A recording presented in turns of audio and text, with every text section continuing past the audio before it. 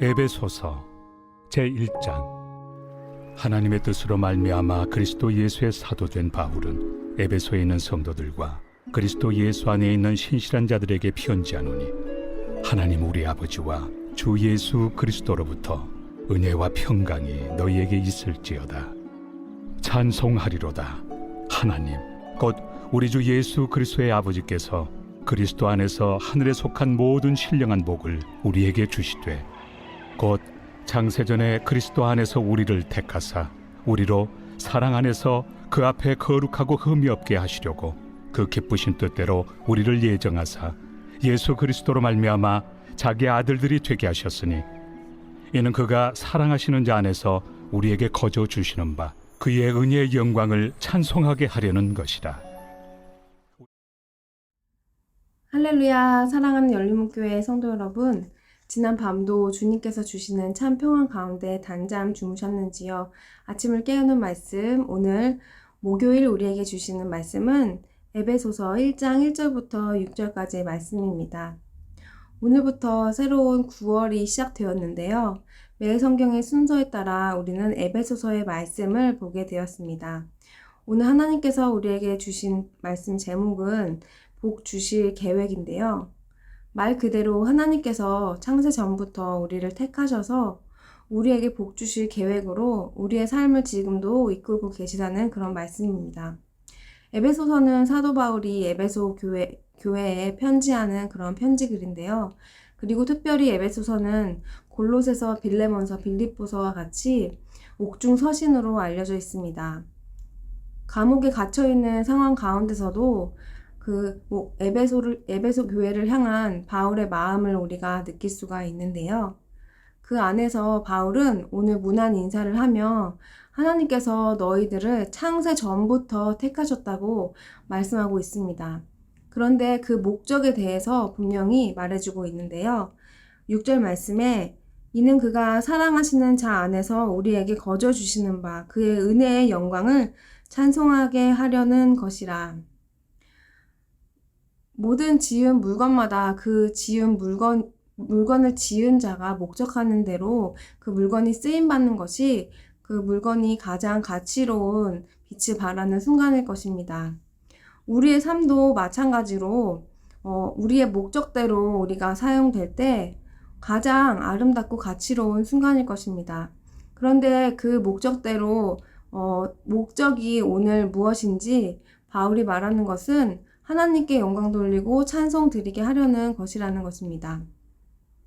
우리 삶을 돌아보면 우리가 우리의 뜻대로 되지 않을 때, 내 힘으로 할 수 없을 때, 그럴 때 비로소 하나님을 부르짖으며 하나님의 도움을 구할 때가 있습니다. 그럴 때 우리는 내 힘으로 하지 않았다고 어떤 일에 대해서 그 일이 다 끝나고 그 일을 완성하고 났을 때 우리는 고백할 수 있습니다. 사람들이 보기에는 우리가 잘해서 그런 것처럼 보일지 몰라도 내가 내 힘으로 하지 않았다는 것은 나 스스로가 너무나도 잘 알고 있습니다. 그리고 하나님께서 내가 할 수 없다고 하는 것을 순종함으로 할 때에 하나님께서 함께 해주시고 하나님께서 은혜 주시는 것들을 우리는 경험할 수가 있습니다.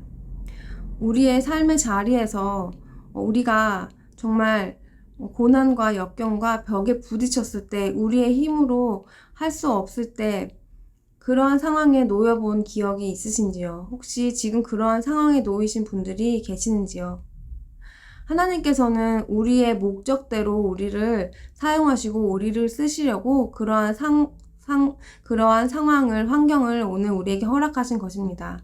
바로 그의 계획 안에, 그의 목적 안에 우리의 삶을 하나님께 영광 돌리고 하나님을 찬양하게 하시려고 하나님께서 우리를 그 상황 가운데 몰아 넣으셨다는 것입니다. 왜냐하면 죄인인 우리는 그렇지 않고서는 나의 의를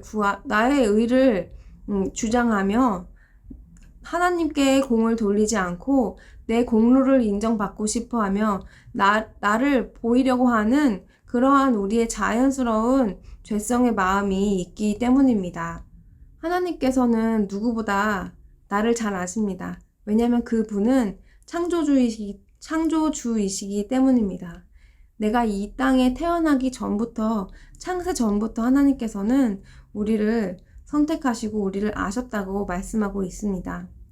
그렇게 우리를 잘 아시는 하나님께서 그분이 보시기에 우리가 정말 가장 가치롭고 가장 빛나는 삶이 되기 위하여 그분의 목적을 이루시기에 우리를 사용하고 계시는데, 혹시 아직 우리는 여전히도 하나님께서 나를 통해 하시려는 그런 일들을 기대하기보다는 내 능력과 내 자신을 바라보면서, 또 어쩌면 또 내 죄와 나의 과거를 바라보면서 우리는 하나님을 향한 마음보다 나를 향한 마음이 더 크지는 않았는지 오늘 이 시간에 다시 한번 우리 자신을 돌아보았으면 좋겠습니다. 오늘 말씀을 듣고 우리가 하나님께서 우리에게 지금 요구하시는 삶이 무엇인지, 오늘 하루에 우리가 겪게 되고 만나게 되는 모든 상황 가운데서 여러분 하나님께 찬양하며 하나님께 감사를 올려드려 보십시다. 우리의 삶 가운데 하나님께서 모든 것을 허락하시고 우리가 그것을 순종으로 받아들이며 하나님께 감사와 영광을 돌릴 때에, 그리고 그 상황이 내가 원하지 않는 상황일지라도 그리 아니하실지라도 감사하는 마음으로 우리가 하나님께서 이것을 행하셨습니다. 하나님께서 나를 그의 지으신 목적대로 내가 하나님을 찬양하기를 원합니다 하며 우리가 그 어려운 상황 가운데서도 고백할 수 있는 그런 믿음의 삶이 되었으면 좋겠습니다. 다 같이 기도하시겠습니다.